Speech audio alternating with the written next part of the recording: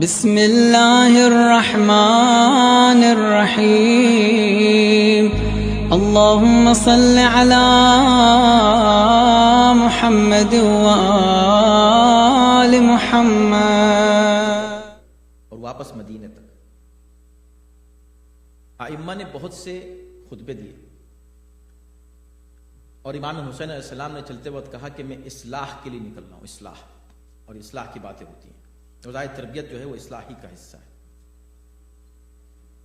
اصلاح کے لیے جو نکلے تو اس پورے اصلاحی مشن میں کربلا کا مشن اصلاحی مشن تھا۔ آج ہم جب اصلاح کی بات کرتے ہیں، اصلاحی مجلسوں کی بات کرتے ہیں، اصلاحی تقریروں کی بات کرتے ہیں، اصلاحی کاوشوں کی بات کرتے ہیں، گھر میں بچوں کی تربیت کے لیے اصلاح کی بات کرتے ہیں، معاشرے میں اصلاح کی بات کرتے ہیں۔ اس اصلاح کا بہترین اگر آپ کو کوئی نمونہ مل سکتا ہے تو کہاں مل سکتا ہے؟ کربلا میں، اس لیے کہ کربلا سے بہتر نہ کوئی اصلاح آج تک تاریخ میں ہوئی ہے اور نہ کوئی کر سکتا ہے۔ اور امام نے خود یہ لفظ استعمال کیا، لفظ اصلاح، انما خرجت لطلب الاصلاح فی امت جدی۔ تو اب دیکھنا یہ کہ امام نے کیا اصلاح کی، اور اصلاح کا لفظ جو ہے لفظ فساد کے مقابلے پر استعمال ہوتا ہے۔ فساد یعنی بگڑ جانا، جب کوئی چیز بگڑ جاتی ہے اسے صحیح کرنے کو اصلاح کہا جاتا ہے۔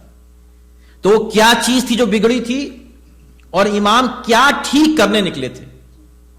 اگر ہم اس پر غور کر لیں تو بہت سے مسائل میرے دوستوں حل ہو جائیں، اس لیے کہ ہم کو گراؤنڈ مل جائے گا جس پر ہم کو بنیاد رکھنی ہے اپنے عقائد کی، عقائد کی بنیاد۔ اس لیے کہ بہت سے لوگ بہت سے مسائل میں کنفیوز ہوتے ہیں، لیکن نماز بہت ہی اہم ہے۔ نماز کی اہمیت کیا ہے؟ الصلاۃ عمود الدین، دین کا ستون ہے نماز۔ اس میں کسی کو شک ہے؟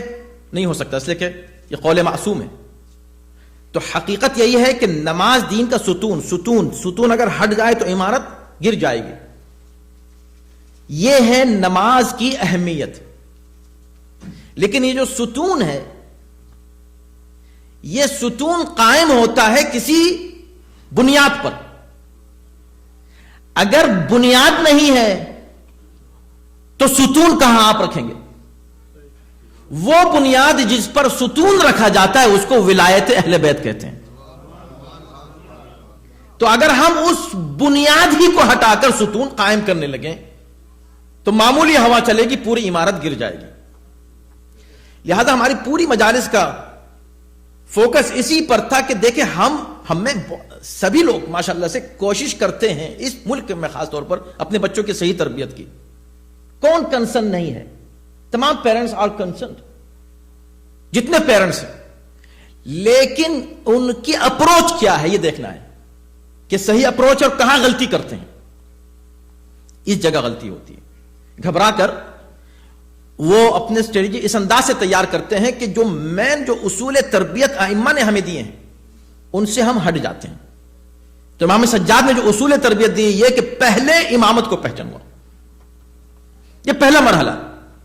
یہی وجہ ہے کہ پورے ان خطبوں میں امام حسین سے لے کر جناب زینب، جناب ام کلثوم اور خود امام سجاد، جب کبھی ان کو خطبہ دینے کا موقع ملا تو جس چیز پر سب سے زیادہ زور دیا وہ کیا تھا؟ وہ موقع جہاں سب سے بہتر موقع تھا تبلیغ کرنے کا، لوگوں کو متوجہ کرنے کا کہ بھئی گناہ کیوں کر رہے ہو۔ اس گناہ کے سینٹر میں، یزید کے دربار میں خطبہ دینے کا موقع ملا تو کیا کہہ رہے ہیں؟ من عرفنی فقد عرفنی، جس نے مجھے پہچان لیا اس نے پہچان لیا، جس نے نہیں پہچانا میں اسے پہچانواتا ہوں۔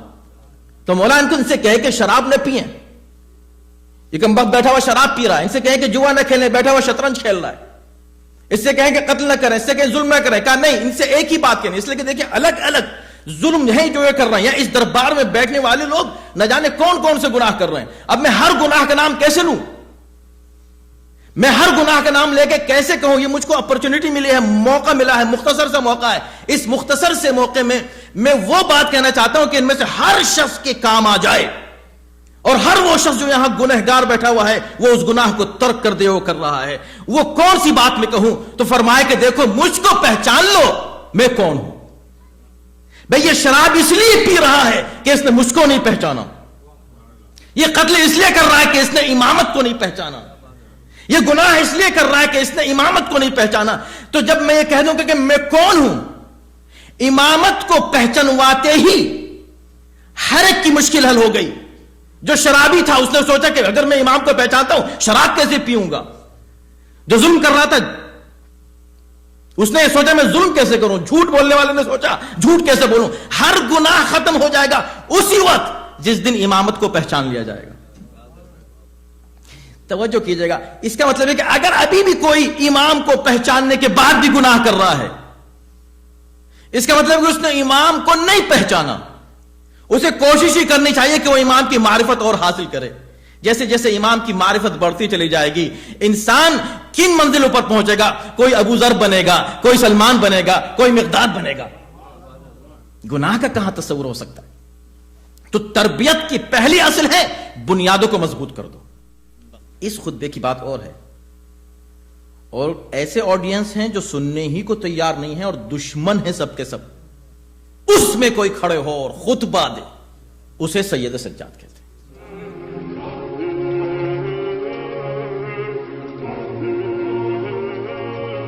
یا حسین